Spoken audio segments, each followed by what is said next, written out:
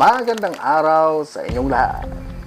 Nandito na naman ang inyong lingkod, Gas Malanggas.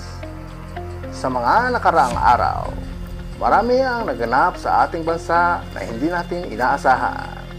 Tulad ng bagyo, baha, at mga nakakagulat na revelasyon sa ating pamahalaan. Ngunit isa sa nakakasindak sa lahat at isa sa pinakadelikado sa ating mga kababayan ay ang pagyanig ng lupa o lindol. Narito ang ilan sa mga tips bago pa man luminggol sa inyong lugar. Panguna, alamin kung ang lugar ay malapit o dinadaanan ng active fault. Siyasatin ang lugar kung ito ay may malambot na lupa. Dahil ito ang nagiging dahilan kung bakit gumuguho ang isang gusali kapag naghiwalay na ang lupa o ang bato. Tiyak na maapektuhan ang kinatitirikan ng inyong bahay at maging sanhi ito ng pagguho. Pangalawa, ipasuri ang tibay ng bahay o gusali at iba pang infrastruktura. Nang sa ganon, magkaroon kayo ng idea kung ang inyong tinitirahan ay makakatagal pa ba sa isang malakas na lindol. Pangatlo, siguraduhin ligtas ang pagkakalagay ng mabibigat at mga nakabiting bagay.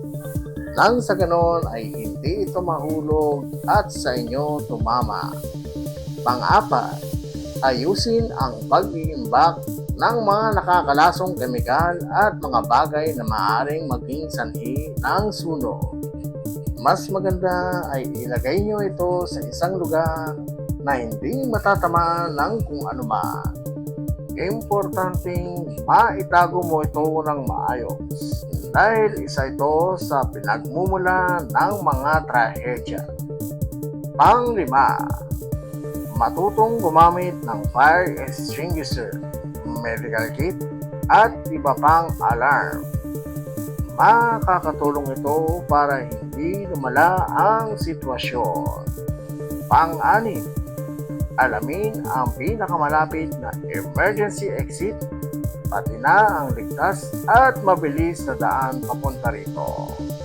Nang sa ganon ay makalabas kayo ng inyong bahay at makapunta kayo sa isang safe na lugar.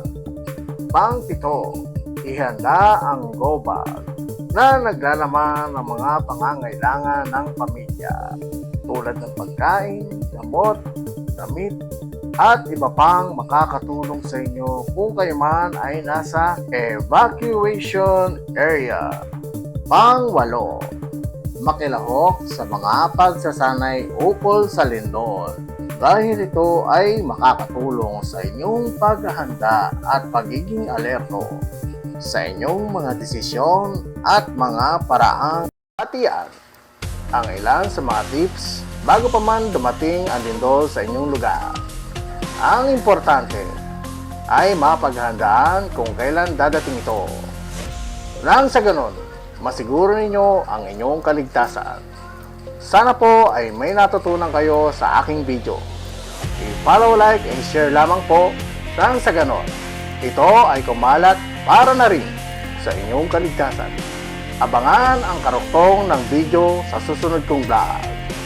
Maraming salamat po. Bye-bye!